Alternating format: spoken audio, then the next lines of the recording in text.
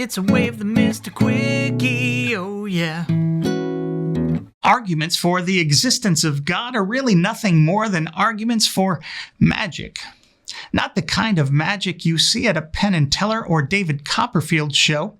I'm talking about the kind of magic you see on Bewitched or I Dream of Jeannie, minus the in-camera or special effects. Hashtag dating myself. Theists believe that God magically created everything out of nothing, literally nothing. Something they wrongly mock atheists for believing. I say wrongly because the scientific view does not suggest a literal nothingness. How could you believe such nonsense? The believer will ask the atheist, unless, of course, there's an all-powerful magical being who can do such a thing, who can just speak the universe into existence with his immaterial mouth and tongue, which, incidentally, are also made of absolutely nothing. Whatever phenomena we're looking at, from the origins of life on Earth known as abiogenesis to the creation of our universe, the attempt by the believer is to convince us that there is no purely natural explanation which can account for whatever phenomenon. And therefore, magic. Therefore, God. In the end, these arguments are ultimately nothing more than arguments from ignorance. We don't know how X happened or came about, therefore, God. Or as I like to put it a bit more simply, we don't know why, therefore, we do know X. Hopefully, you'll see the silliness involved when I put it like that.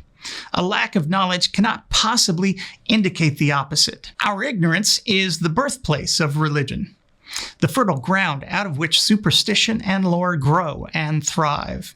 It's the reason science and religion are, as I like to say, mortal enemies. Religion keeps us cowering in the shadows, afraid of the unknown, taking solace in the imagined salvation of the magical beings who will one day rescue us from the darkness. The unknown is the great tool of religion. It's why the religious reject science. The unknown is used to keep people afraid and subservient. It's the primary source of power. It's their best argument.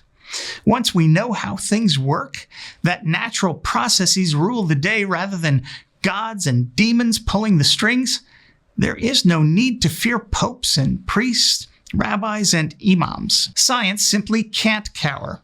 The entire endeavor is to poke into the darkness in order to find out what's causing that noise or growth or phenomenon. Knowing that whatever we find, we can make the best of it. We can turn whatever we discover to our advantage. The hope these investigations inspire is probably my favorite aspect of science. If you are convinced that X, Y, or Z couldn't happen without magic, I know a few things about you. You don't know the history of science and scientific discovery.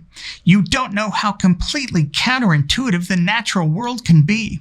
Nor do you know how many things there are which, in the past, appeared to be beyond our understanding and are now fully grasped, requiring no magic whatsoever. In the end, magic explains nothing.